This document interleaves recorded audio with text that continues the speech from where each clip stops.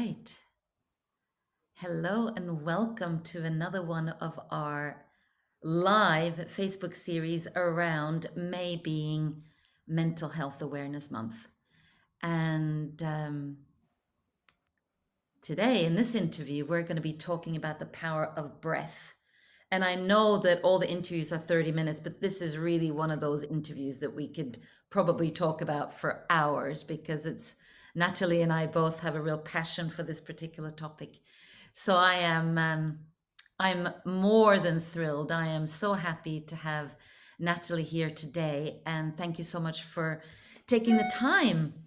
And what I'd like to first of all just introduce Natalie because she is the owner, founder of Evolve Breath and Body Therapeutic Bodywork. And we actually know each other through the breath work. That's how we met. Um, so Natalie comes with more than 13 years experience in the field of healing arts. And of course, much like myself, you've been pretty much spending a lifetime of personal exploration. But when it comes to that sort of final reaching or rather finally finding your niche, and that's very much in breathwork. And Natalie is a trained and certified biodynamic breathwork and trauma release practitioner. And she also has all sorts of other types of breath modalities that she's trained in and blends inside of her work. So there's quantum light breath, inspirational breathing, there's somaraza and pranayama, and breathing in the classroom, which is actually breathing with children. So, a warm welcome to you, Natalie, my dear friend and sister. I'm so happy to be here with you. Thank you. Thank you so much for having me here. Yeah, absolutely. So, also, I just want to mention that I'm a personal mastery and leadership coach. I'm a holistic counselor, and I am also trained in one of the modalities that Natalie is also trained in, biodynamic breathwork and trauma release. And that's very much a trauma informed type of breathwork. And so, without further ado, I think it's time for us to jump in. So, first of all, I have this wonderful memory of you and I in Bali, in North Bali at Gaia Oasis. That's when we first met. And it was very much in the context of breath. And we have both given each other sessions, received, and it's such deep and powerful work. And so I'd love for you to tell us a little bit about how did you even come across this type of work, the breath work that is. Okay. Yeah, totally by accident. So a little history. When I was in my 20s, I was really in a suffering from depression, anxiety, panic attacks, and the depression became quite extreme. And eventually went to see a doctor, went to see a GP in the UK, and immediately was presented with a prescription for antidepressants, which I refused. I just felt somewhere deep inside of me there had to be another way. And so I was then sort of pointed in the direction of psychotherapy. I did a course of that for a year, and it didn't really shift anything, but what it made me eventually decide to do was just take off on an adventure. I bought a round the world ticket and I thought I'm just going to dedicate a year to learning modalities, to getting to know myself and try and find ways of healing myself. And so I did and learned lots and lots of wonderful things, which helped me enormously. And just stumbled across biodynamic breathwork when I was actually working as a gardener in India. And you haven't looked back since. You stumble across it, and then that's where you started your journey with breathwork. Yeah, Well, I mean, I did kind of look back that first day when I joined because I sort of walked into this workshop and wondered what the hell it was, you know. Just so much releasing and experiencing things I'd never experienced before. You know, just using my body, Mm. breathing in a way that just seemed bizarre and insane to me. But And uh, yet, and yet, yes. yeah. You know, one of the things that really attracted me to breath work was the fact that it's all about the body. Hmm. You know, and I guess the way that my particular conditioning and what have you has manifested itself is that I've really trained my mind very strongly to the point where it got to a place where, you know, there's got to be more than just me being a walking head. And for me, I was very attracted to the fact that I can just put the head to the side and allow my body to do the work, allow my body to speak and express its truth. And so I wonder, what was the sort of immediate experience that you had from a sort of benefit perspective from what you've talked about around your depression and anxiety? And then also what are the some of the impact that maybe took a little bit longer to manifest? Mm. Okay, so I think first of all, I didn't even realize I was traumatized. I didn't realize I was holding trauma in my body. You know, as many people, that you look at this word trauma and it's associated with some huge catastrophic event, but it's not that at all. And when I joined this training, I started to understand developmental trauma and how this sort of continuous trauma has such an impact on you. And it was during that training that I started to experience memories, like actual memories, but they were held in certain parts of the body and they were being released through the movement as I was breathing, Mm, and had previously manifested as aches and pains, stiffness, postural issues. And I think that was the most immediate thing, was a lot of memories came up, a lot of emotion, a lot of anger which I'd been holding down for so long. And then the long-term benefits. So I did the full training with BBTR, Biodynamic Breathwork, which I did over the course of 2 years. And I left 6 months in between each training. And I did that because the benefits just kept coming and coming and coming in those 6 months. And it was very subtle on some levels, but I was just noticing that I was able to communicate differently with people, the relationships that I was having with people, the eye contact. I could suddenly have eye contact with people. I didn't have this shame and wanting to look away as I had most of my life. Um, the way I was speaking, the way I was seeing the world, my judgments were changing, my patterns were changing. mm. Yeah.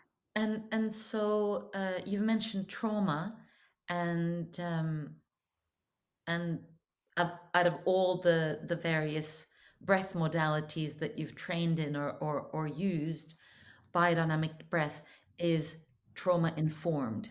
So can you tell us a little bit about how, because you talked about the trauma that's stuck in the body, and I'm sure for many listeners that needs a little bit more explaining. So how can you support somebody in helping them to release their trauma? Okay. So in this particular modality, we're working a lot with resourcing. So that's finding safe place or safety within your body primarily. And it's just not really possible to go into the whole trauma resolution without having that safe container from which to work from. Mm, So that's number one, really, is just getting to know your body, understanding the sensations, the emotions, where they live in your body, and finding the areas in your body that feel safe, and that can change from moment to moment. So, showing somebody that safety within themselves and also externally, the presence that you bring to support that person and the environment itself. Mm, We also use touch and body work and sound, meditation. And yeah, ultimately, it's all about just being in your own body mm. and getting to know it. It's And, such a and scary space for so many people.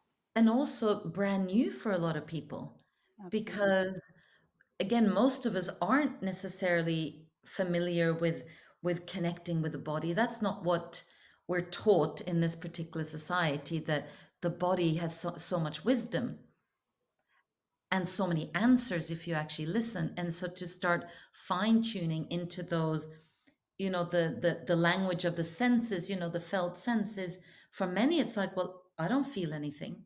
And it's even just that, starting to get familiar with the body again, for many is, it's, well, I'm not feeling anything. That in itself is quite a journey for some people. Absolutely. And once we've learned that, we can just apply it to life in general. And like right now, I can go into that. I get very nervous with interviews, so I can, you know, even as we're talking, I'm noticing that the temperature's changing, my palms sweating, my heart's racing a little bit, my throat's getting a little dry. And as I notice that, I can then start to regulate myself. I can remind myself to breathe. I can remind myself to sort of hold on to the parts of me that feel safe and secure and remind myself that I'm still in this body. Mm, Yeah. And yeah. the more we do it, the easier it becomes. And what I love about what you're just sharing is that, we're recording this one, the pandemic is still happening, and a lot of people are more in home than usual. Some of us are still in lockdown, and having some really simple tools to just say, you know what, I I'm starting, to get familiar with the body, and even when we're freaking out or something is going on, that you can, okay, that you're creating so much spaciousness inside, and that new friendship with the body, that you can actually, ah I can rely on my body to help me feel safe in this moment. It's such an incredible, simple, yet perhaps not so simple, simple gift that we have. Another thing that is important to mention with breath, um, is that a lot of people, many of us, we don't breathe very deeply. So, in your work, in your experience, what is the difference between somebody who's not really breathing and somebody who's really able to access their breath in a really deep way? I would say the immediate difference is the ability to feel. Mm, Many people are really breathing quite shallowly, mostly into the chest, and it it keeps us alive for sure. We function, we can function from this place. But then when we start to take the breath deeper and we're breathing from the diaphragm, we're breathing from the belly and letting the breath rise, full body breaths, mm. we then start to feel more. So we can become aware of those moments when we're overwhelmed or feeling different emotions, and then we can regulate, we can take care of ourselves. Yeah, it's really, I'd say that's the main difference, is feeling and not feeling. And of course, when we're feeling, we're fully here, we're fully alive, fully in this human experience. We're not numbing anymore. Yeah, so part of also what we learn in society, how we grow up, is that there are certain feelings that are acceptable and some feelings that are not acceptable. So, of course, many of us, we learn that, well, it's not okay to feel, so we stop ourselves from feeling. And the perfect, best way to do that is to not breathe. So sometimes when we're scared or whatever, we kind of hold our breath because somewhere there's an intelligence that knows that I'm not going to feel. So the other side of the coin, of course, is to do this type of work, to do breath work. It's with the awareness that this is going to open those, not necessarily floodgates, but it is going to open up to the world of our feeling world. And for many people that will also feel quite scary, right? Because they're not used to it. Yes. So with the type of breath work that you do, what what would it look like? What does a session look like for those listening? How do you work with people? Okay, well, I'm really, really passionate about being slow, slowing down, and about boundaries. Boundaries are just super, super important. And communication. So I really like to get clients working with these things. Firstly, recognizing their boundaries, learning how to express their boundaries, and knowing what it is to say no, knowing what it is to say stop, knowing what it is to say, I need to slow down right now, and recognizing that in their own system. And that can be applied to everyday life, that can be applied to um, work, it can be applied to intimacy, it can be applied in a session. Um, and then once we've found those boundaries and how to express them, and we've learned how to slow down, I believe then we're doing really well. We've created some kind of container of safety, and then we can dive into the trauma work with the deep connected breathing. Yeah. Yeah. And interestingly, you should bring up boundaries because over the years, maybe 95% of my clients have not had solid boundaries, which is also why it's a big part of what I bring into my work as well, to bring those all important safe boundaries. I wanted to also bring up, so we're talking about trauma, and we're talking about trauma that's stuck in the body, and through the breath work we're able to release in whatever way that looks. So it's energy, it could be all sorts of different expressions. But I'd like you to perhaps just talk a little bit about trauma and the stress response, the fight flight freeze response, and how that is, how you use that in the work in order to help people to release their whatever's built up in their system. Hmm. Okay. So I'm working with nose breathing and mouth breathing. So with the nose breathing, we're primarily working with the parasympathetic nervous system. That's your rest and your digest, the slowing down, and the safe space. And then with the mouth breathing, we're working with charging the breath, activating the body, and working with the sympathetic nervous system, which is the fight flight. That's when things start to really come to the surface. And as you say, it can manifest, it can express in all kinds of ways. And some involuntary physical sensations, emotional release, anywhere on the scale of joy, bliss, ecstasy to grief and sadness and anger, and sometimes everything all at once.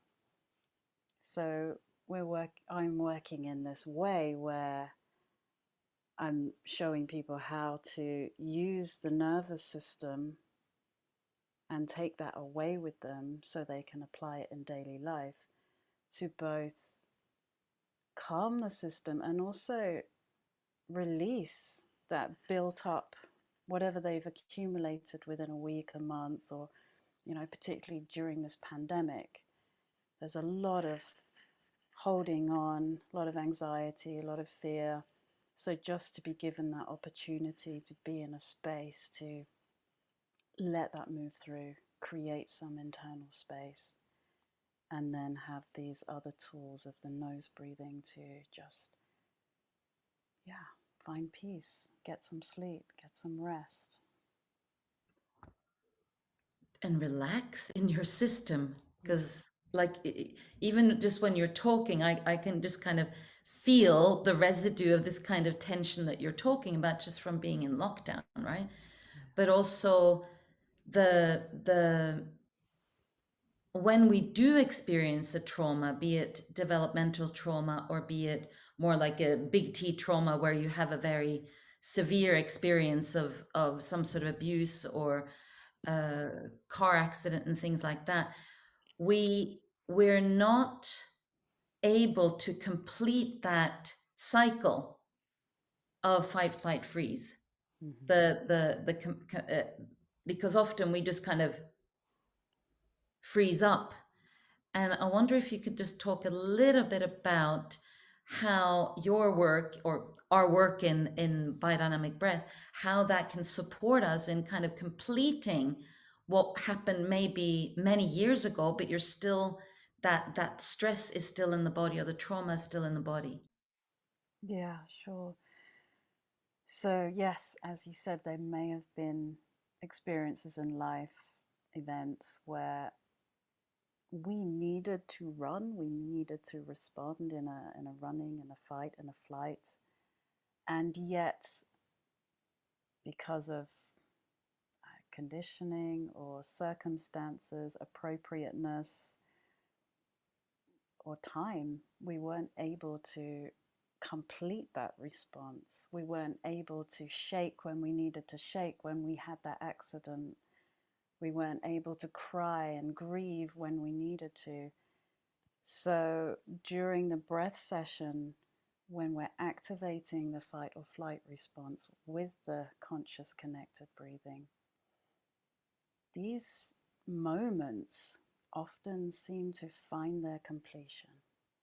There may be a memory that's cognitive, or it might be just a body memory. It might just be an emotion that comes through. But those incomplete responses somehow find their way into completion through. Like when I think about some of my own experiences when I've been um, receiving breath sessions, and the expression of that can often be very unique. I remember there was one time I was laughing hysterically, and somehow I got attached to that response, but actually it was like it's just energy. But that energy that's stuck in the system doesn't support us in being um, in our expansion or in our relaxation. And I remember another time where I was lying on a mat and my legs were kicking. And I thought that's such a good example because that's quite an obvious example of how, there was obviously some point in time when I had an experience where I needed to kick, I needed to fight. Yeah, And yeah, for whatever reason, I didn't have access to that. And I think that's especially inside of, well, certainly inside of developmental trauma, because we don't, when we're children, we're lacking the sort of ability to control our own environment to compared to when we're adults. But I absolutely. but what I really love though is that we don't really need to attach any thought to the expression itself. It's just trusting that the body knows how to express this and allow it to leave the body. It knows. It just knows. It's incredible. I mean, I've had moments when I'm in a breath session, and I'm just running and running. I don't know where I'm running to or why I'm running. I just turn into Forrest Gump when I'm when I'm in a breath session, and it's such a beautiful, liberating experience, and something is complete there, something is finishing, and then there's this joy, there's this bliss to just let go of that thing that's been Mm. held for so many years. Yeah. And yeah, yeah. And you really notice it in the system, right? There's like this, if nothing else, at least after a session, just relaxation, like Hmm. sinking into your own world of, it's so beautiful. Yeah. And I know that there are certain breath modalities that take you to altered states. With biodynamic breath work, for example, we're kind of doing the opposite. We really want people to stay present. And I suppose on a sort of final note, how does that help the work by us keeping the client very much present and not allowing them to go to altered states or even cathart and go crazy because something is triggered, but instead keeping them very present here and now in the breath? How does that support? I mean, those other modalities where we're going into those altered states, they are amazing. They're beautiful and they have their place. Hmm. But with the work we're doing, with that presence you're talking about, it's really just showing up for me in this moment.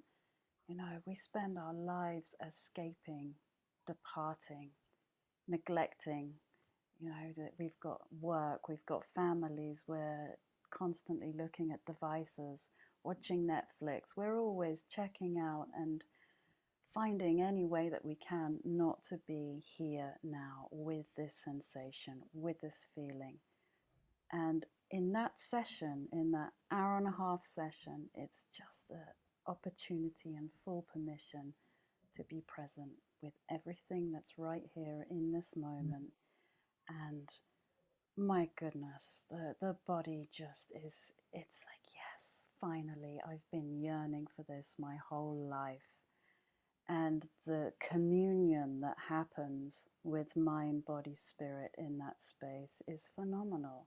Mm. I get goosebumps just talking about it. Yeah. Something happens, this alignment takes place, this recalibration, this, it's like a combination of feeling really grounded, really together, knowing yourself, this connection with spirit, body. It's like just coming back into the human form in the most beautiful way. And when you say that, what comes up for me is like you say, coming back, but coming back to original state. Yes. Actually, we're not learning something new. We are having to remember, right? Like remember that this is where it's at, like being in the body, being here and now, and not running away from whatever is there. As we're coming to an end in our time here, Natalie, is there like one tip or maybe a little exercise that you can share with our listeners to for something they might be able to do at home? Hmm.